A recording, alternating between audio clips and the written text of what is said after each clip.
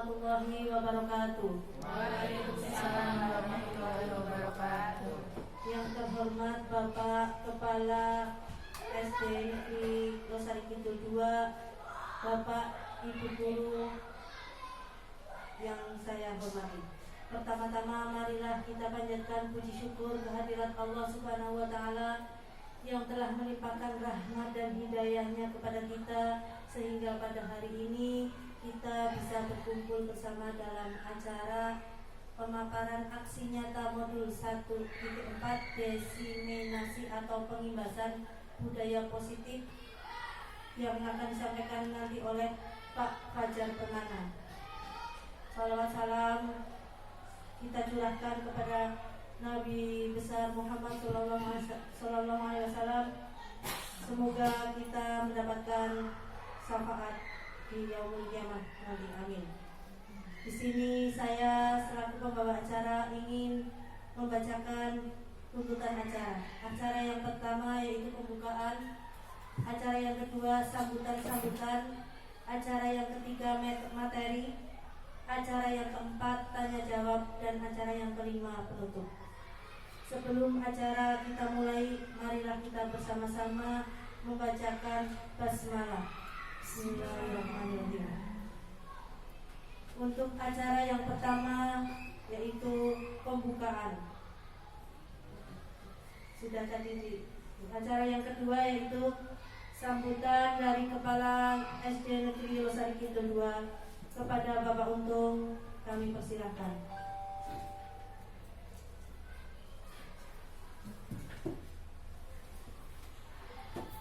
Assalamualaikum warahmatullahi wabarakatuh. Waalaikumsalam warahmatullahi wabarakatuh. Terima kasih pada pembawa acara yang sudah memberikan waktunya pada saya selaku Kepala SD Negeri Losari Kidul 2. Puji syukur kita panjatkan kehadirat Allah Subhanahu wa Ta'ala. Alhamdulillah pada kesempatan pagi hari ini kita bisa berkumpul di dalam rangka akan mengikuti diseminasi atau pengimbasan budaya positif yang ada akan disampaikan oleh rekan kita Muhammad Fajar Permana SPD sebagai calon guru penggerak. Ini kita berharap akan memberikan inspirasi dan motivasi kepada kita semuanya, ya, untuk perbaikan layanan pendidikan di sekolah kita. Tidak lupa sholawat dan salam mari kita limpah curahkan pada junjungan kita Nabi Agung Nabi Muhammad SAW. Semoga kita akan mendapatkan syafaatnya di yaumil kiamah. Amin ya rabbal alamin. Bapak Ibu yang saya hormati, ya, ini adalah kesempatan yang sangat baik, yang luar biasa. Rekan kita Muhammad Fajar Permana ini sedang mengikuti kegiatan calon guru penggerak, diklat calon guru penggerak, dan hari ini kita akan mendapatkan diseminasi atau pengimbasan bagaimana nanti kita ikuti dengan sebaik-baiknya. Yang jelas kita harus ikut tergerak dan bergerak lalu menggerakkan. Inilah guru penggerak, tergerak, bergerak dan menggerakkan. Tergerak untuk belajar sepanjang hayat, menggerakkan kita semuanya untuk mengimplementasikan ilmu-ilmu yang sudah didapat. Dengan adanya guru penggerak di sekolah kita, ini kita berharap sekali akan ada perubahan yang lebih bagus, lebih baik. Tentu saja ini nanti akan berimbas kepada peserta didik. Peserta didik akan mendapatkan layanan pendidikan yang lebih maksimal. Guru harus kreatif, inovatif, dan dinamis, tidak statis. Harus selalu belajar, dan belajar. Salah satunya adalah melalui pelatihan di calon guru penggerak. Untuk itu, apa yang akan disampaikan nanti, budaya positif apa yang akan disampaikan, mudah-mudahan ini bisa diimplementasikan, dilaksanakan dalam keseharian kita di sekolah. Mengubah suatu budaya harus melalui sebuah kebiasaan, ya. Kita sudah punya di sekolah, sudah punya budaya 5S, 6S, ya. 6S itu salam, sapa, senyum, salam, sapa, salim, sopan, dan santun. Kita juga sudah punya budaya saling asah, saling asih, saling asuh. Kita sudah punya budaya malu, ya, malu sebagai aparatur sipil negara. Kita harus senantiasa disiplin di dalam melaksanakan tugas dan kewajiban kita.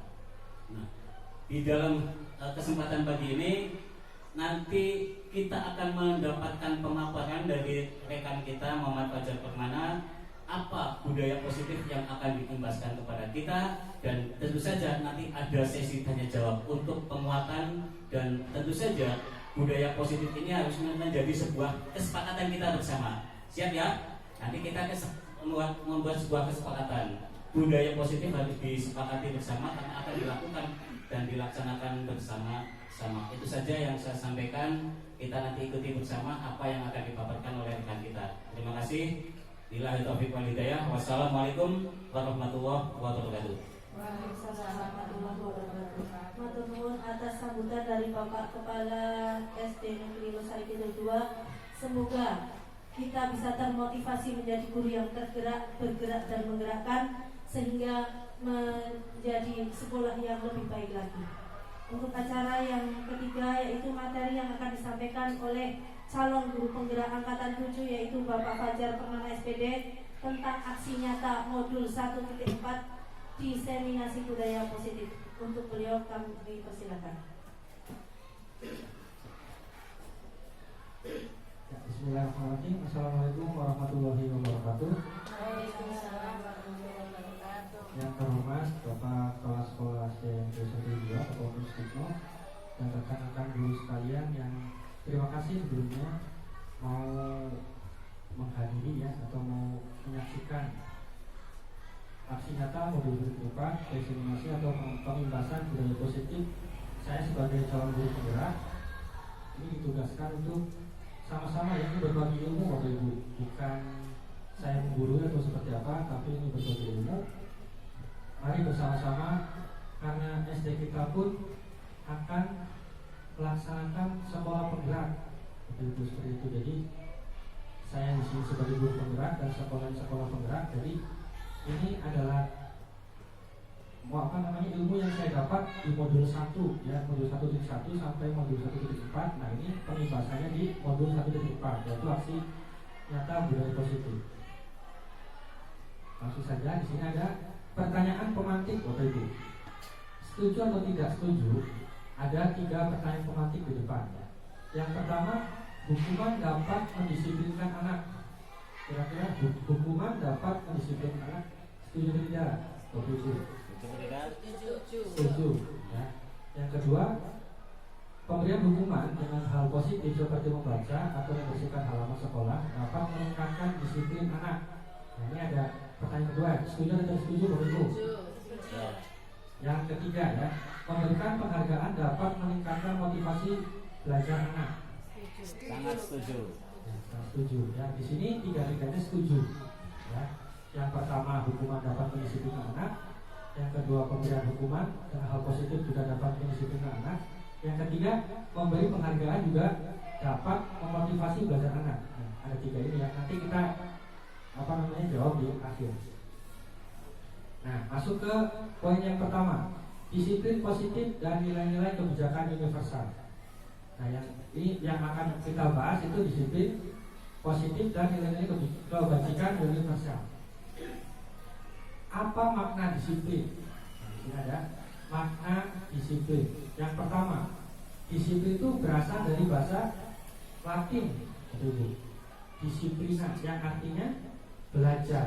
Disiplin itu artinya belajar. Yang kedua, makna asal dari kata ini berkonotasi dengan disiplin dari diri murid-murid Sokrates. Jadi dulu ini diambilnya dari muridnya Sokrates dan Plato. Yang selanjutnya, disiplin ini membuat orang menggali potensinya menuju sebuah tujuan yang ia hargai. Jadi kalau kita disiplin pasti ada tujuannya ya. Tujuan apa yang akan digali dari potensinya. Yang selanjutnya, namun dalam budaya kita makna kata disiplin telah berubah menjadi sesuatu yang dilakukan seseorang pada orang lain untuk mendapatkan kepatuhan. Jadi gini, kalau budaya kita itu disiplin itu bahwa ya kamu patuh gitu. Berdisiplin kan, berdisiplin itu patuh. kecenderungan umumnya adalah menghubungkan kata disiplin dengan ketidaknyamanan, bukan dengan apa yang kita hargai atau percaya suatu tujuan mulia. Jadi bahwa kata disiplin itu menjadi ini Ibu, rasanya tidak nyaman. Jadi kita menyuruh anak untuk disiplin, jadi anaknya itu merasa tidak nyaman. Jadi kata-kata disiplin itu seperti itu. Ya harusnya kan berdisiplin itu lahirnya dari diri kita sendiri, bahwa yang saya lakukan itu salah loh, yang saya lakukan itu harusnya seperti ini, tapi karena terpaksa disiplin harus Allah disiplin kayak gitu ya, jadi tidak timbul dari diri masing-masing gitu. Nah di sini ada perubahan paradigma stimulus respon, teori kontrol atau teori pilihan. Siapa sesungguhnya yang memiliki kontrol? Nah saya katanya dulu, siapakah yang sesungguhnya yang memiliki kontrol? Kontrol diri itu siapa? Orang lainkah? Ya, diri sendiri kan. Berarti yang memiliki kontrol akan diri sendiri itu kita sendiri. Orang lain tidak bisa mengontrol orang. Contoh gini, ada anak yang telat, kita hanya bisa menasihati saja kan. Nah besok atau ditanya, nah kenapa kamu telat? Gitu.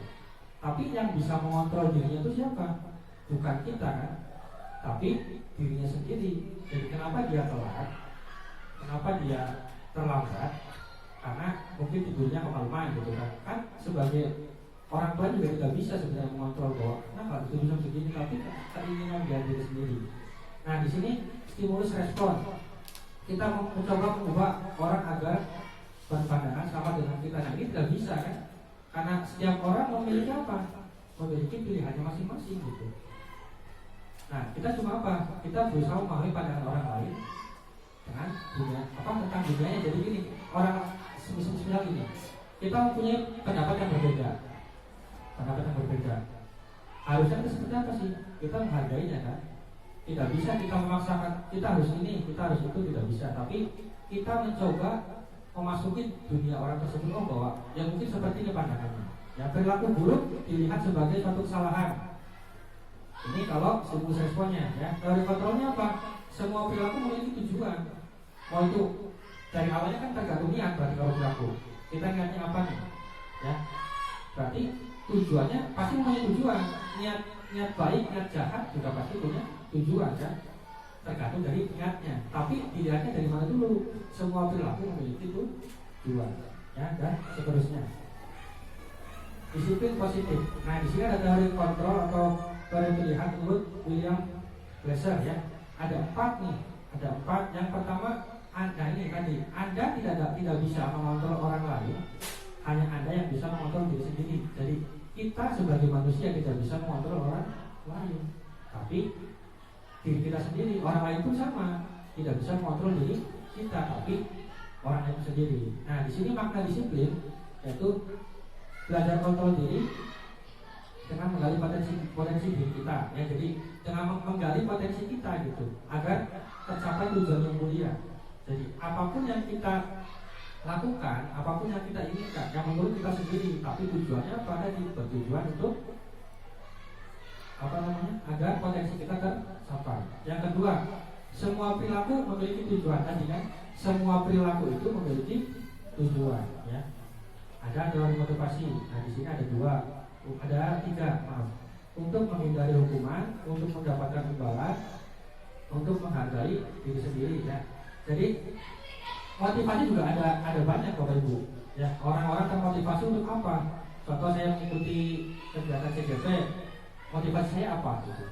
Bapak Ibu juga melaksanakan kegiatan. Jangan gini, kita setiap hari mengajar. Motivasi kita untuk mengajar itu apa? Kan setiap orang mempunyai masing-masing kriteria kan, mempunyai masing-masing motivasi. Ada yang kan saya sih hanya ibaratnya melaksanakan tugas gitu. Ada yang memang benar-benar ingin mencerdaskan anak seperti itu. Itu tergantung dari diri masing-masing.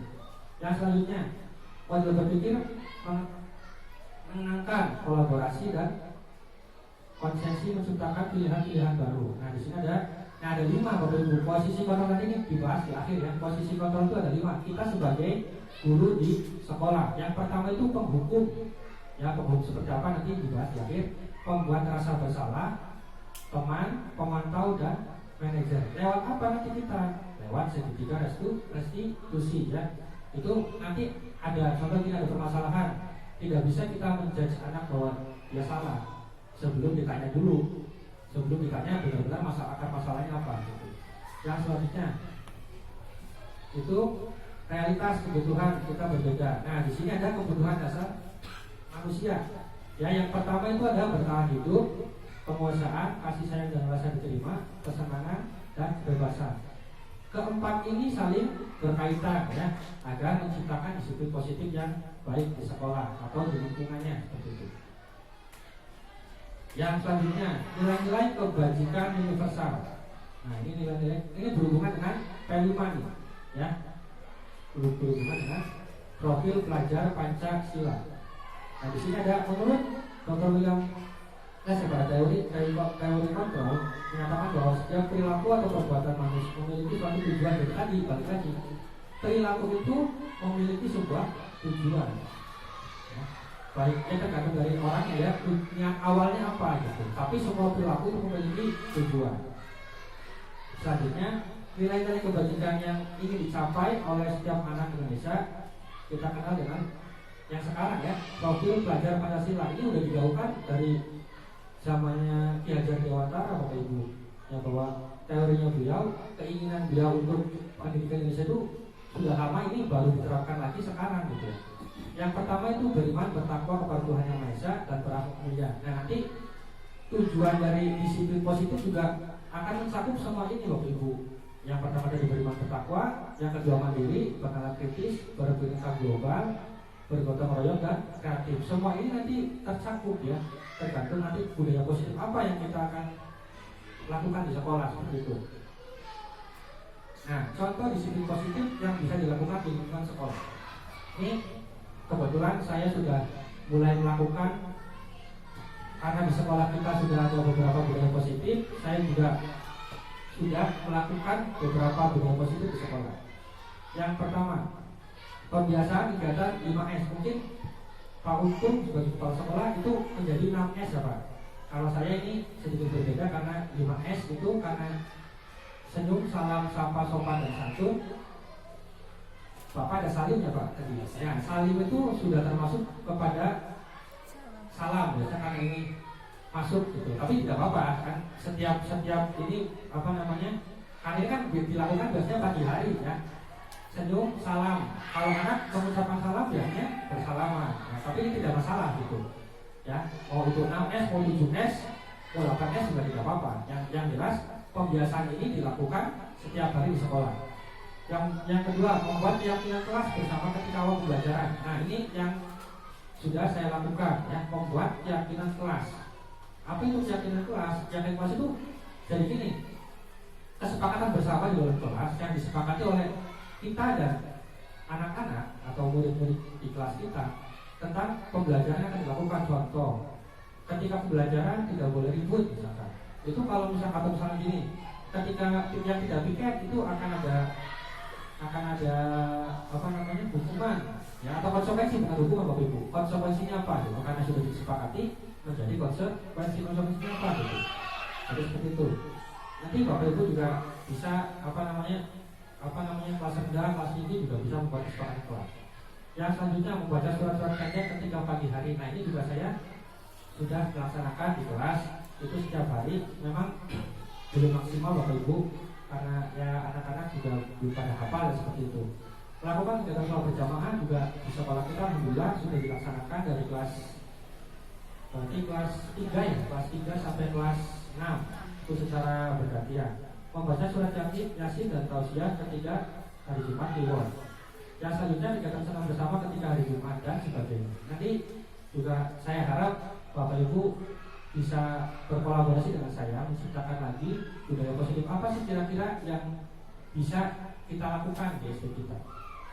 Nah, di sini contohnya pembiasaan 5S, ya, senyum, salam, sapa, sopan, dan santun. Ini alhamdulillah Bapak Ibu guru hampir seminggu ini melaksanakan kegiatan ini. Saya apresiasi Bapak Ibu karena setiap hari ini sebagai kegiatan ini seperti ini Bapak Ibu. Jadi anak itu kemarin saya pas hari kedua atau hari ketiga tuh ada yang nanya seperti ini, Pak, kok ini ada kayak gini gitu. Tapi anak merasa senang karena apa namanya kita tanya gitu, Pak, Bapak kok nanya saya sarapan dulu? Itu anak merasa diperhatikan. Pakaian juga kan, ini juga kita bisa perhatikan pakaian juga dari sini gitu. Jadi karena di sekolah kita kerudungnya masih berwarna-warni, kalau misalnya setiap hari itu bisa juga diterapkan seperti itu. Jadi selain kita menyapa anak, selain kita menanyakan kondisi anak, juga bisa perhatikan baju juga seperti itu. Selanjutnya membuat keyakinan anak. Ini bisa juga kita yang pimpin, bisa juga anak-anak yang pimpin, tergantung kelasnya seperti apa gitu. Ya kalau misalnya kelas rendah, ya gurunya mungkin seperti itu kan. Kalau kelas tinggi itu boleh anaknya sendiri, bebas terserah. Tapi kita usulkan dulu. Contoh yang pertama, ketika pembelajaran itu harus rapi. Ketika masuk kelas harus rapi seperti itu boleh usulkan dulu. Nanti anak-anak lain usulkan juga. Asal yang positif ya, tidak negatif seperti itu.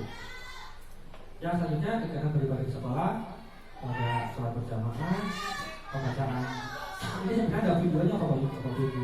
Tapi karena ini saya jadikan PDF, jadi nanti saya coba tampilkan kalau apa namanya ada waktu ya. Nah, sebenarnya selama bersama ya, yang lainnya tadi. Nah, apa sih manfaat pembiasaan budaya positif yang dilakukan di lingkungan sekolah? Pasti tadi kan, setiap tindakan, setiap ini pasti ada tujuannya kan, seperti itu. Kenapa? Yang pertama, menciptakan suasana belajar yang nyaman bagi siswa. Tentu itu menciptakan suasana belajar yang nyaman bagi siswa. Yang kedua, meningkatkan rasa percaya diri serta rasa tanggung jawab akan kedisiplinan diri. Jadi kalau kita sering memperhatikan siswa, pasti siswa juga berpikir, kok Pak Guru negur saya terus, kok Bu Guru negur saya terus gitu. Pasti karena terbiasa seperti itu ya, karena nanti oh iya, janganlah kemarin kan saya rambutnya panjang misalkan, ditegur sama Bapak Ibu Guru, besok potong rambut lah seperti itu. Jadi menciptakan kesadaran diri seperti itu. Yang ketiga, meningkatkan rasa kepedulian siswa terhadap lingkungan yang ada di sekolah. Nanti ini apa namanya, ada program juga kan Lisa ya, lihat sama ambil seperti itu. Itu juga bisa diterapkan. Jadi karena lingkungan sekolah kan tanggung jawabnya bersama warga sekolah, bukan hanya tanggung jawab guru, bukan hanya tanggung jawab siswa, tapi tanggung jawab bersama. Yang selanjutnya, adanya keyakinan pada diri mereka bahwa sekolah itu menyenangkan. Jadi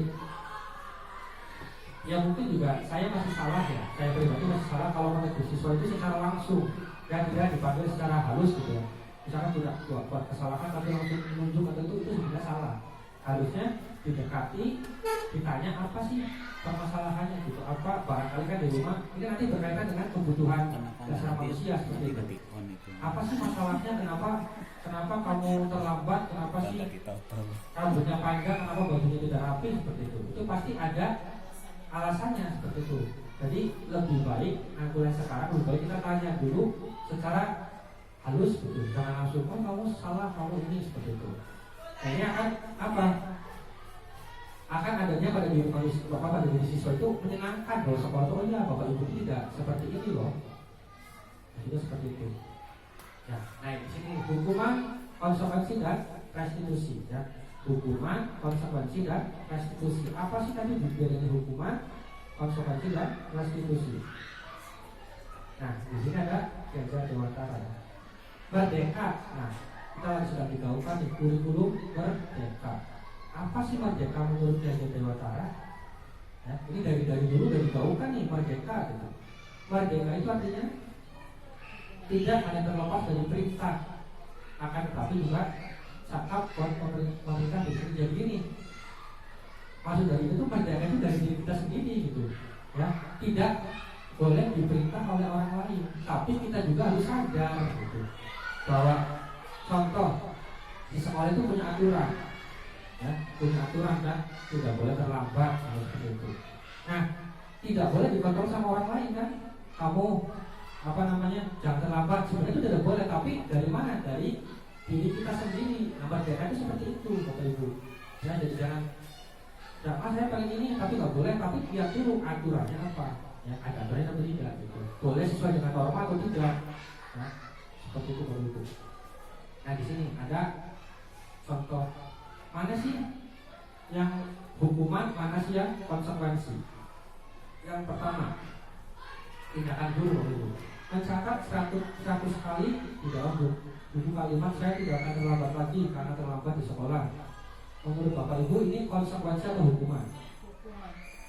Hukuman ya, nanti iya ada jawabannya. Yang kedua, lari mengelilingi lapangan basket 2 kali karena terlambat dari sekolah. Hukuman atau konsekuensi? Hukuman ya. Murid diminta untuk push up 15 kali karena tidak menggunakan masker ke sekolah. Hukuman atau konsekuensi? Yang ketiga ya.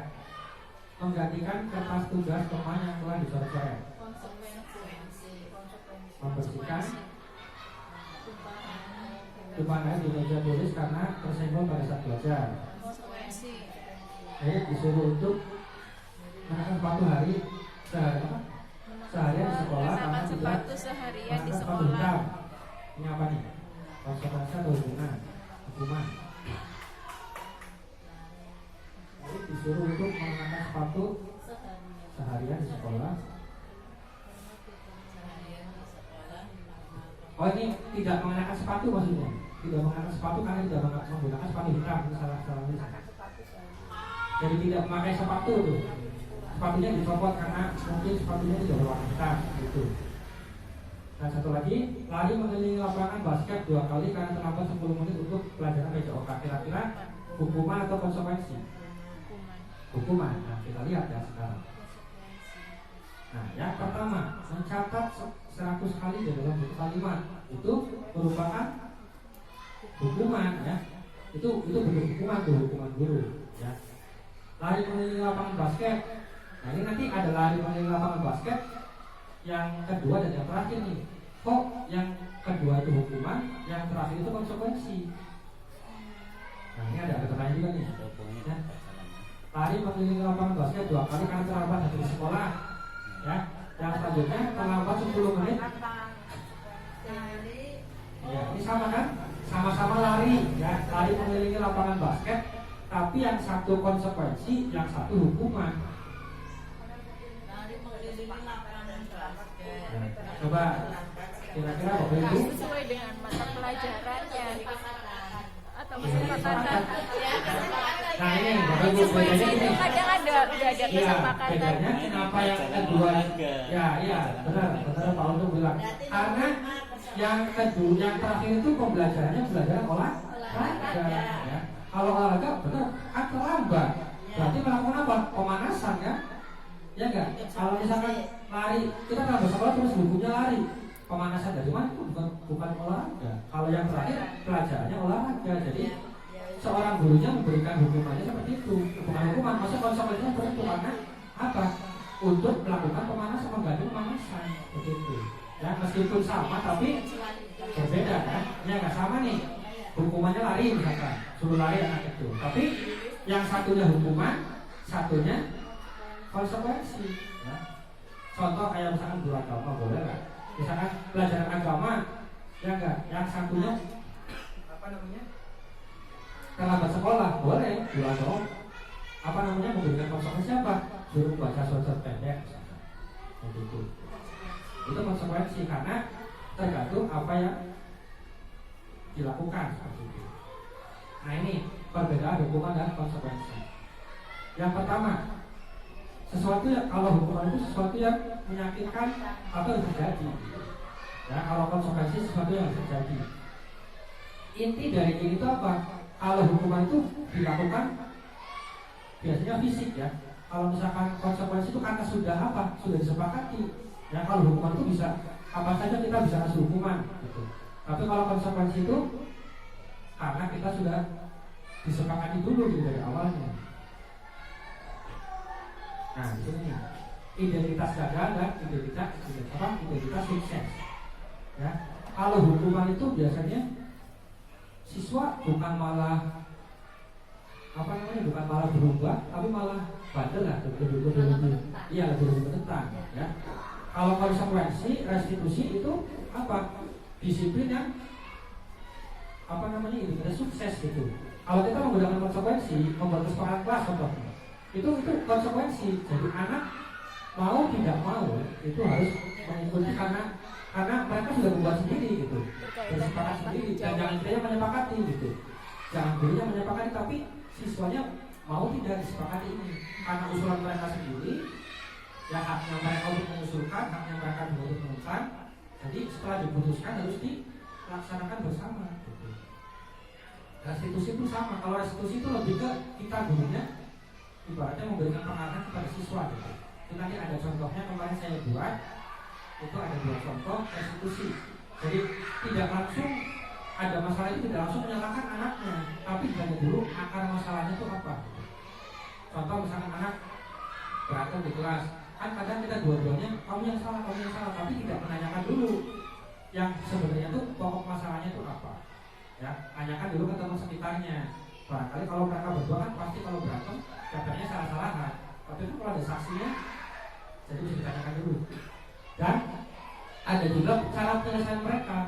Kalau restitusi seperti itu. Kalau konsekuensi jelas ya, ada aturan yang disepakati bersama, itu harus ditaati bersama. Kalau hukuman kita bisa, kalau guru bisa langsung berhukuman gitu, tanpa juga melihat kondisi anaknya dulu seperti itu. Nah ini restitusi. Tadi kan hukuman dan konsekuensi ada restitusi. Menurut bahasa restitusi yaitu proses menciptakan kondisi bagi peserta didik untuk memperbaiki kesalahan mereka. Nah, perbedaannya itu di sini. Jadi kalau ini kita tanya dulu, ya kalau restitusi itu kita harus menanyakan dulu anaknya apa sih yang menyebabkan mereka melakukan seperti itu. Kira-kira tindakan kamu apa? Kira-kira tindakan yang akan kamu lakukan apa, perubahan yang akan kamu lakukan apa? Kalau restitusi itu harus ditanyakan dulu. Ya kalau konsekuensi jelas karena dia sudah melaksanakan atau melanggar konsekuensi yang mereka buat. Nah di sini ada 9 ciri-ciri restitusi. Yang pertama, bukan untuk menebus kesalahan. Jadi restitusi itu bukan menebus kesalahan, namun belajar dari kesalahan. Karena pengalaman itu pelajaran yang paling berharga. 2. Memperbaiki hubungan. Tadi contohnya apa namanya, bisa murid dengan guru, bisa juga murid dengan murid. Ada nih yang terbaru itu kasus kalau tidak salah itu di daerah Bekasi apa daerah mana gitu, yang siswa terlambat tapi memaki gurunya. Itu bisa juga diterapkan yang ini. Kenapa dia sampai seperti itu gitu. Itu kan untuk memperbaiki hubungan. Yang selanjutnya tawaran, bukan paksaan. Dari ditawarkan apa sih solusi yang kalian inginkan untuk memperbaiki masalah itu. Dari tidak kita guru yang maksa seperti itu. Yang selanjutnya restitusi menuntut untuk melihat ke dalam diri yang mendasari tindakan dan seterusnya. Bapak Ibu bisa dilihat ya. Ini ada kasus 1, nanti di kasus 2. Kemarin saya juga sudah buat videonya. Nah, ini masuk ke keyakinan kelas. Apa sih keyakinan kelas? Mengapa tidak peraturan saja? Mengapa harus keyakinan kelas atau kesepakatan kelas? Yang pertama, mengapa kita memiliki peraturan harus menggunakan helm bila mengendarai kendaraan roda 2? Ya. Mengapa kita memiliki peraturan 3M, menggunakan masker, mencuci tangan, dan menjaga jarak 1,5 meter? Mengapa kita memiliki peraturan harus datang tepat waktu pada saat mengikuti pelatihan? Nah di sini kenapa bukan peraturan tapi keyakinan kelas gitu. Untuk mendukung motivasi prinsip, kembali ke nilai-nilai atau keyakinan menggerakkan seseorang dibandingkan mengikuti serangkaian peraturan-peraturan. Jadi paling kita dia itu kembali lagi ke diri kita sendiri gitu. Bagaimana cara kita guru memotivasi anak agar dia mampu atau dia mau sadar gitu akan ya itu, jangan selalu harus, kan kita banyak misalkan pakai motor, ya saya sendiri juga contohnya ya, itu kalau dekat karena tidak pakai helm, kalau jauh saja gitu. Ya itu karena belum sadar aja gitu kan, bahwa harusnya yakin apa sih, pasti seseorang membuat peraturan itu ada tujuannya seperti itu. Jadi harus memotivasi siswa agar bisa yakin pada apa yang dia yakini. Nah di sini peraturan kelas ya, ada lingkaran peraturan kelas, keyakinan kelas, lingkungan positif, budaya positif ya. Yang pertama itu peraturan kelas dulu. Nah, peraturan kelas itu tadi kan yang disepakati bersama, yaitu melalui keyakinan kelas. Setelah itu terlaksana, ya, insya Allah lingkungan kelas dulu lah, jangan lingkungan sekolah, lingkungan kelas dulu akan positif. Nah, setelah positif baru ke lingkungan selanjutnya yang cakupannya lebih besar, yaitu budaya positif. Nah, kalau budaya positif sudah dilaksanakan secara baik, gitu ya, secara teratur, itu akan menciptakan kondisi sekolah yang lebih baik. Kan tujuannya kita sekolah ramah anak sekarang kan, berhamba pada siswa, berhamba pada murid.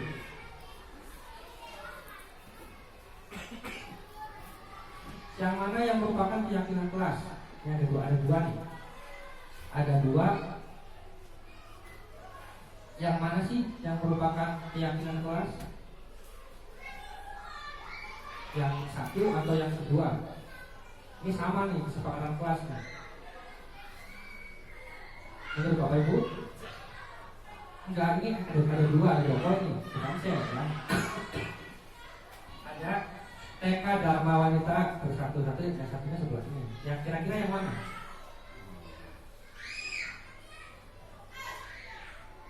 Yang merupakan keyakinan kelas.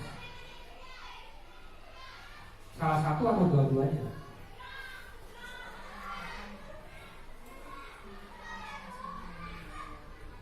Ayo teman-teman, diajak mikir nih. Yang keyakinan yang mana gitu ya? Yang kesepakatan mana? Kesepakatan yang Ini ini. dua-duanya, dua-duanya itu merupakan keyakinan kelas. Karena disepakati bersama kan? Karena disepakati bersama oleh. Nah, karena TK, Pak, TK gimana ya? Boleh-boleh saja, hanya kan anaknya. Anaknya pengen seperti apa gitu. Kata tepat waktu, mengucapkan salam. Ya, anak-anak kecil kalau tidak kita bimbing itu susah gitu. Tapi ya harus kita yang membimbing seperti itu. Ini dua-duanya merupakan keyakinan kelas. Ini ada peraturan.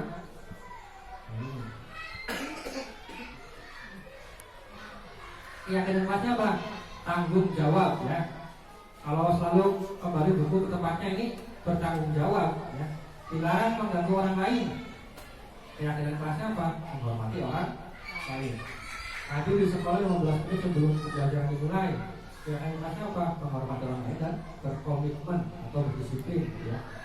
Dan seterusnya. Nah, ini tadi kan ada 4 kan ya. Yang selanjutnya kebutuhan dasar manusia dan dunia berkualitas. Jadi Bapak Ibu, ada kebutuhan dasar manusia. Yang pertama bertahan hidup. Kasih sayang. Ya, manusia itu butuh apa? Kasih sayang dan rasa diterima. Ya, sama seperti siswa-siswi kita Bapak Ibu. Ya, di kelas pasti jelas ya, anak-anak butuh kasih sayang. Di rumahnya tidak dapat kasih sayang, pasti di sekolah karena ada anak yang bandel gitu. Ya, caper lah bahasanya. Itu biasanya apa? Kasih sayang di rumahnya itu kurang. Jadi pelampiasannya kemana? Yang paling dekat itu ke sekolah, ke gurunya seperti itu. Dan rasa ini diterima karena di rumahnya orang tuanya misalkan kerja semua, misalkan gitu ya, pulangnya sore. Jadi anak-anak saya sendirian di rumah, tidak ada siapa-siapa, tidak ada dipaksa kurang kasih sayangnya. Pelampiasannya berarti gimana? Kalau tidak kegiatan yang tidak baik itu kan ya. Di sekolah biasanya itu lebih caper, biasanya lebih caper ke gurunya begitu. Penguasaan, jadi kita itu sebagai manusia kita itu lagi penguasaan akan segala hal gitu ya.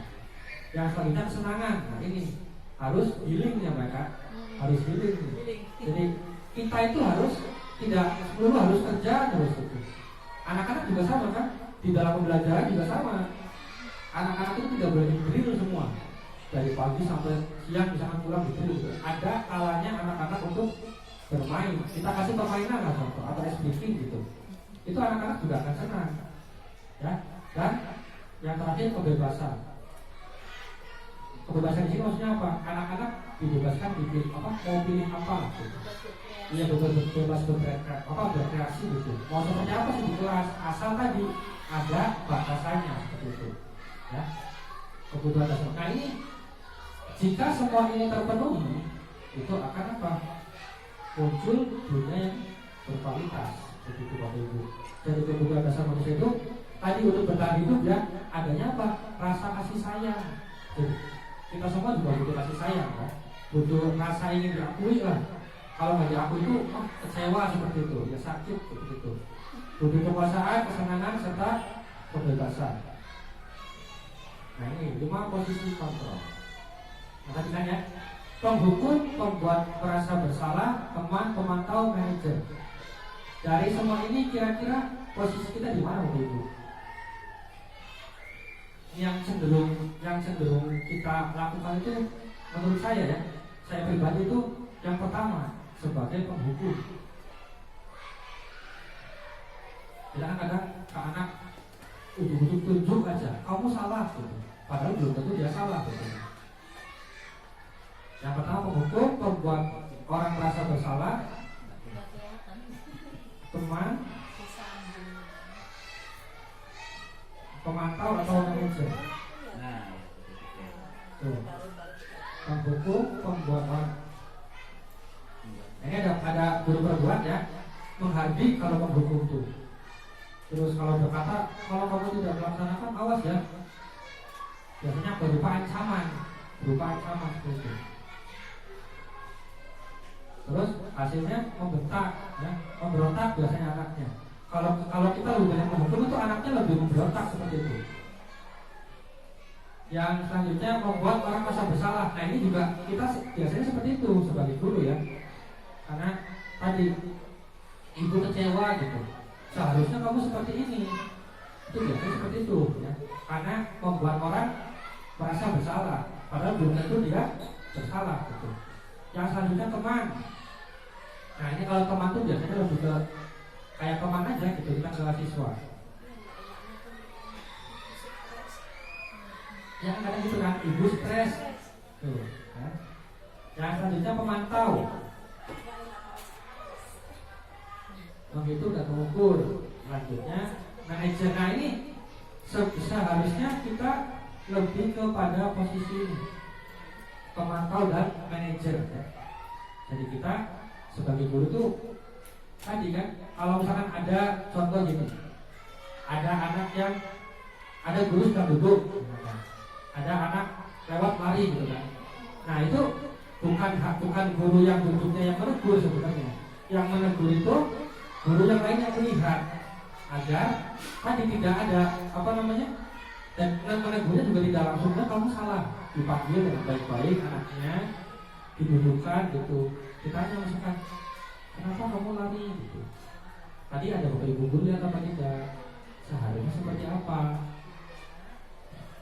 Kan ada bapak ibu guru sebaiknya seperti ini. Nanti anaknya juga pasti jawab, ya pak saya salah gitu. Harusnya seperti ini. Nah, itu juga salah satu contoh pemantau dan manajer.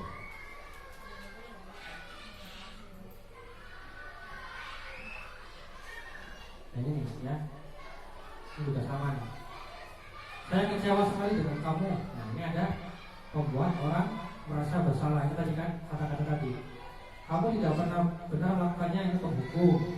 Ayolah lakukan dari ibu atau bapak. Itu biasanya lebih ke kayak teman gitu. Apa kamu mau mendapatkan stiker bintang hari ini? Untuk mantau. Bagaimana kamu bisa menyelesaikan masalah ini ke manajer? Jadi kalau manajer itu lebih ke ini, kita menanyakan ke anak, biar anak mencari solusi gitu. Biar anak bahwa Pak yang ini salah. Nah, jadi solusinya seperti ini. Jadi dari anak sendiri, bukan kita yang menyuruh seperti itu, bukan kita yang meminta, tapi anaknya mengusulkan penyelesaian masalah sendiri gitu. Yang terakhir, kamu selalu yang paling terakhir ini juga penghukum ya. Jadi kita sebagai guru itu ya mau tidak mau harus mengakui karena masih di posisi penghukum dan pembuat orang rasa bersalah seperti itu. Harusnya lebih ke pemantau dan manajer. Teman juga sebenarnya itu tidak terlalu bagus seperti itu. Ada kondisi kita harus sesuai dengan berteman seperti itu dengan teman sendiri, tapi ada kalanya kita juga harus bisa ada posisi bahwa saya guru, kalian murid gitu. Ini ada testimoni juga dari Pak Salidi tentang kegiatan kemarin ya. Terima kasih. Monggo Bu Riki.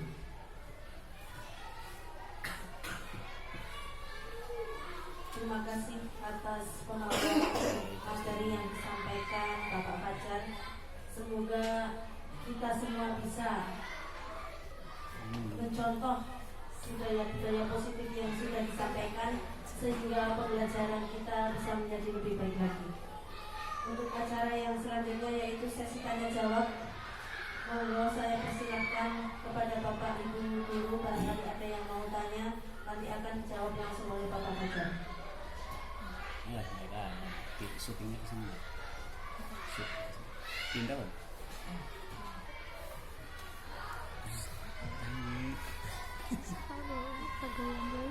Dari depan dia tampak cantik loh.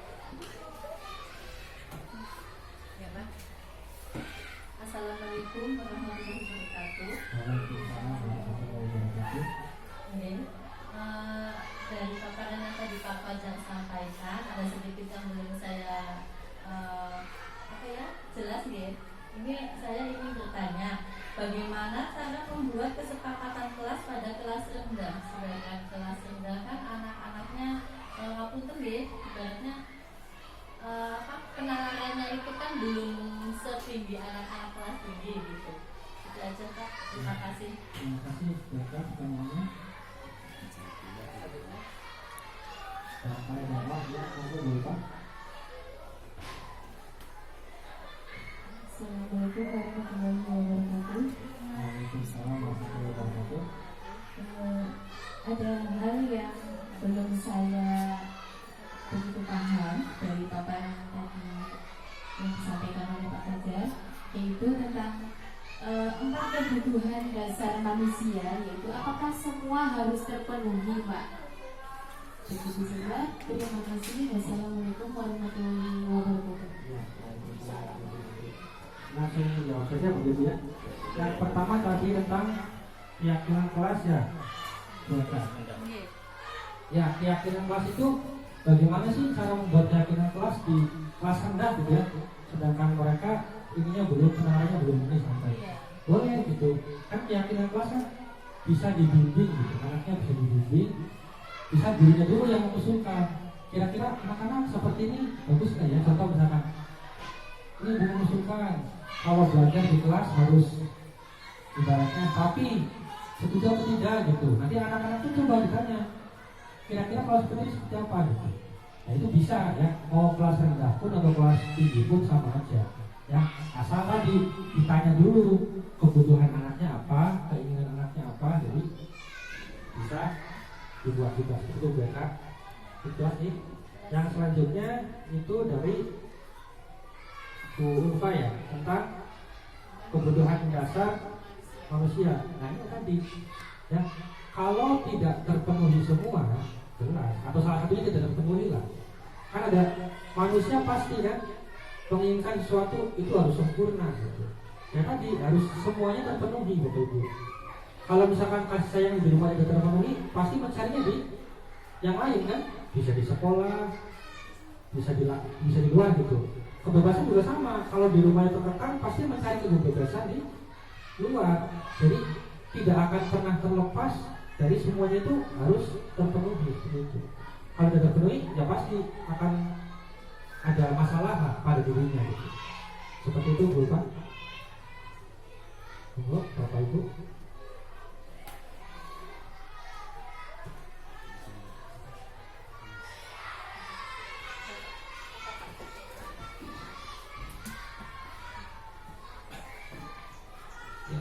Terima kasih paparannya Pak Fajar.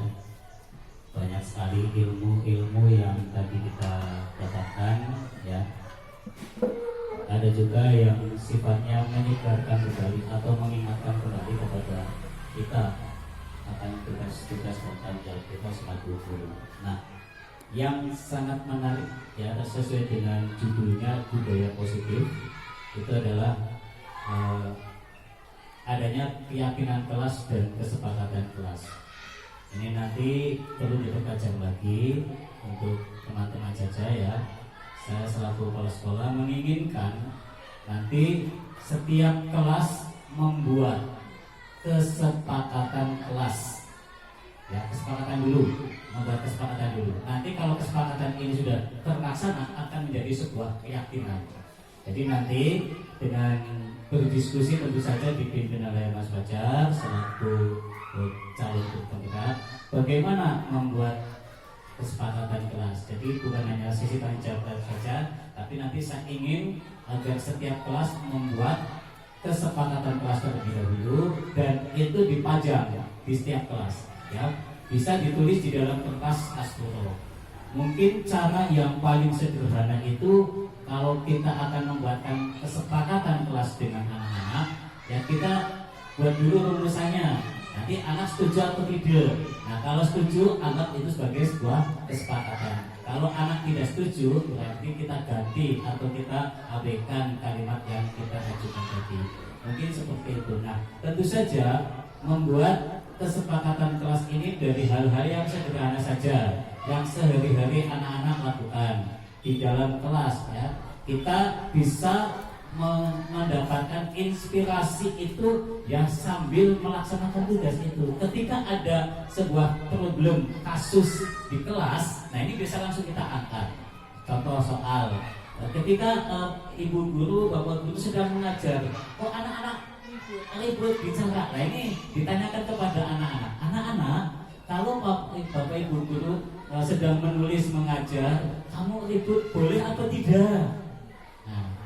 Boleh. Nah, sepakati tidak boleh. Berarti ketika sedang mengajar, ya Bapak Ibu guru sedang mengajar, anak-anak tidak boleh ribut. Sepakat tidak? Sepakat. Nah, itu nanti supaya bisa dibiasakan setiap kali. Nah, kita mengingatkan kesepakatan itu, kesepakatan kelas yang nanti dibuat dipajang untuk mengingatkan kembali kepada anak. Butir ke satu kesepakatannya apa, kedua apa, ketiga apa, selalu itu. Dan kesepakatan itu tidak stagnan, ya, tidak berhenti. Bisa ditambah lagi ketika kita menemui kasus-kasus baru di mana nanti dibuat kesepakatan yang baru lagi. Misalnya seperti itu. Jadi ini nanti saya berharap teman-teman membuat kesepakatan kelas sebagai langkah awal budaya positif.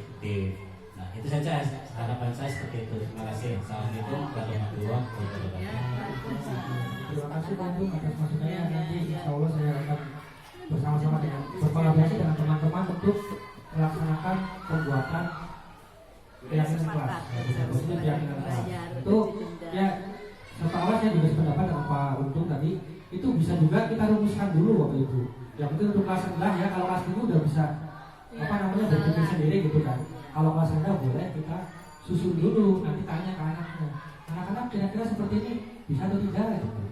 Bisa atau tidak gitu. Karena nanti kesepakatannya tergantung kelasnya masih seperti itu. Ya, saya kembalikan ke pengawasan. Terima kasih. Alhamdulillah acara demi acara sudah kita lewati bersama, dan saya pribadi saya merasa terbuka hatinya untuk melaksanakan apa yang disampaikan Pak Fajar dan gambaran dari Bapak tentang kesepakatan kelas. Insya Allah nanti kedepannya saya akan membuat bersama anak-anak sehingga akan menjadi lebih baik lagi Pak. Sudah tergerak ya. Sudah tergerak. Dan mulai jalan Pak, yang masalah gerakan Pak. Malam minggu juga menggerakkan. jalan. Sudah jalan. Mungkin hanya itu. Akan semangat. Acara akan saya tutup dengan bacaan hamdalah. Alhamdulillahirabbil alamin. Wassalamualaikum warahmatullahi wabarakatuh. Banyak ilmu ya di Bunda nih, nanti teman yang belum. Sing wis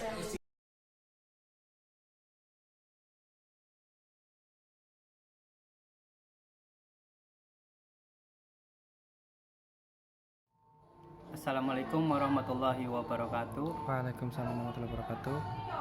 Mengenai budaya positif yang digagas oleh CGP kita, yaitu Bapak Fajar, sangat bermanfaat bagi sekolah kita, terutama karakter siswa yang semakin bertambah baik, dan demi mewujudkan visi misi yaitu sekolah ramah anak, terutama dengan gagasan oleh Pak Fajar yaitu 5S. Jadi budaya positif yang diterapkan itu sangat membantu dan sangat bisa dikembangkan oleh sekolah kita. Terima kasih. Wassalamualaikum warahmatullahi wabarakatuh. Menurut saya penerapan budaya positif di SD Negeri Losari Kidul 2 khususnya ini sangat bagus sekali, dan saya dukung itu sangat bagus sekali. Kenapa? Karena kita bisa menerapkan kedisiplinan kepada anak sejak dini.